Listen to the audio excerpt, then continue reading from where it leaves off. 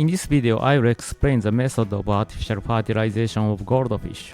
In spring, it becomes a beautiful season with green leaves of tropical almond. During this time, goldfish kept outdoor enter the spawning season. First of all, the first day of artificial fertilization work, I take up a mature, healthy male and female goldfish. The reason we perform artificial fertilization is because we want to obtain fertilized eggs from goldfish with known genetic background, strain, and histories. In other words, we perform artificial fertilization to obtain fertilized eggs with clear records of which parent fish were involved and when fertilization occurred. Normally, if you keep mature males and females in the same aquarium tank, they will lay eggs. But this method is not reliable. I mean, the timing of the spawning is highly dependent on luck. In addition, we also have arrangement for observation and experiment, so we would like to obtain fertilized eggs at the timing we desire. We obtain fertilized eggs at the desired timing. We separate males and females in different tanks. Keeping males and females separated in separate tanks reduces the risk of goldfish males and female laying eggs at unwanted timing. We carefully select matured males and females from the separated tanks. We choose energetic males that produce sperm effectively from the candidate male goldfish and select females with rounded and soft abdomens from the candidate female goldfish. It is extremely difficult for us to pinpoint a perfectly matured female goldfish at the optimal timing. Therefore, we select multiple female individuals. And tomorrow, I want the females to lay their eggs as planned, so I will use spawning inducer. It seems that there are several types of spawning inducer, but our laboratory uses this one, ovaprim. By the way, there are various rules when using ovaprim, so if you use it, please read the instruction manual properly and follow the dosage and use it correctly. Also, please note that this video is just an introduction video that says that our laboratory is doing this way.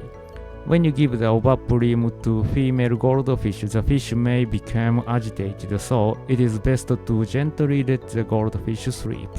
This is especially important when handling larger goldfish, as unexpected movement could potentially harm them. When the fish is anesthetized, pick it up immediately and inject it as described in the instruction manual for the ovaprim. There are various tips on how to hold the fish and where to inject it. However, explaining each method in detail is challenging, so if you have any questions, please leave a comment. Then after injecting ovaprim, immediately transfer the fish to container containing fresh water and wash away the anesthetic solution. Then let goldfish stay in a container of fresh water overnight. Don't forget to cover tightly. There's a risk of the goldfish jumped out during the night.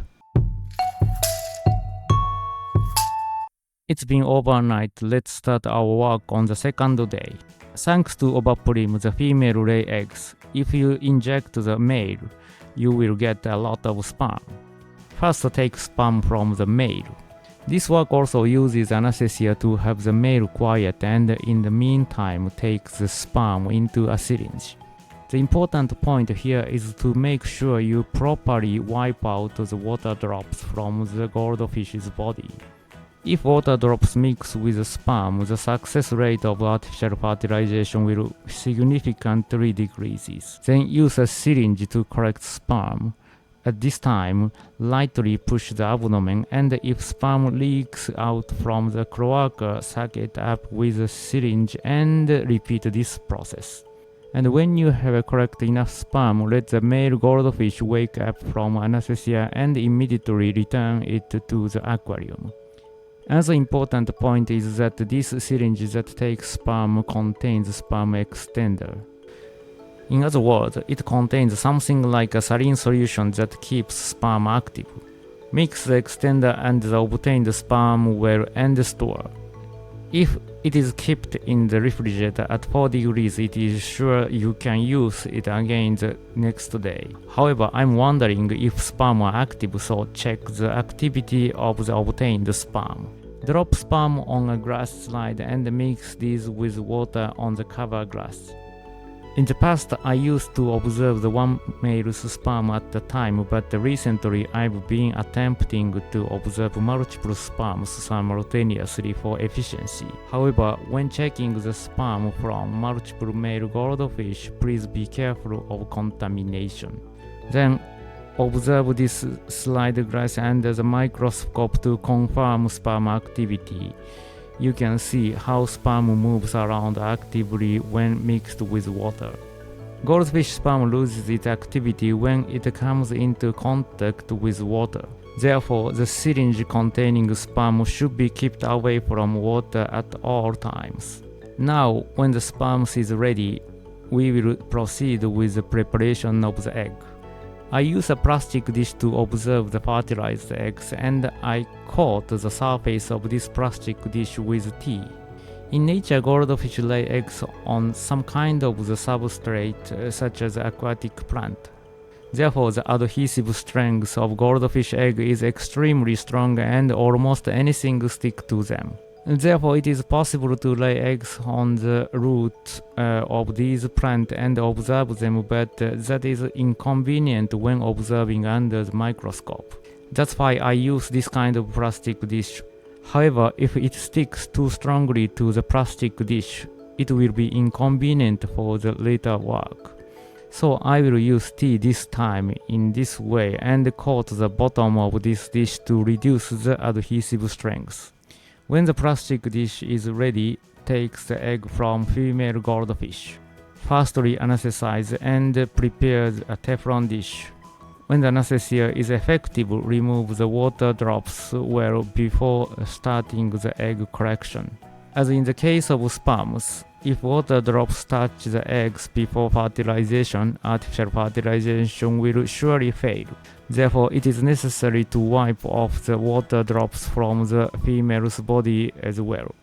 Gently press the female's abdomen to squeeze the eggs. Once the eggs are squeezed out, the procedure should be quick. Drop a few drops of sperms from the syringe onto the eggs. Shake the Teflon dish to mix the sperms and eggs, then drop them onto the plastic dish filled with water. Eggs do not stick to this Teflon dish so much, which is very useful during artificial fertilization. Now I would like to explain the maturation of eggs. After several artificial fertilization, you will notice that there is a difference in egg maturity. And empirically, these yellowish eggs are over-matured and are not good for experiment. Actually, the color of the eggs changes depending on the breeding environment, so it is difficult, but it seems that eggs that are greenish and have less water tend to be easier to use for the experiment.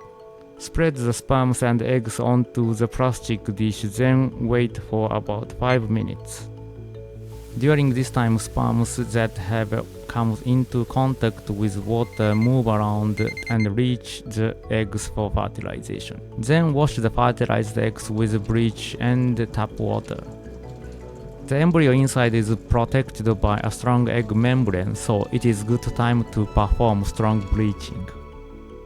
After soaking these eggs in the diluted bleaching solution for 5 minutes, neutralize it with sodium thiosulfate and wash them with tap water several times. By bleaching in this way, you can reduce the risk of infection from mold parasites and other organisms. When observing embryogenesis for a long time, it is a problem if the eggs are infected by water mold. So this bleaching process is very important. In this way, during the spring spawning season, many artificial fertilization works are performed with a combination of multiple males and females. Put the obtained fertilized eggs in the incubator. The temperature of the incubator is set to 24 degrees.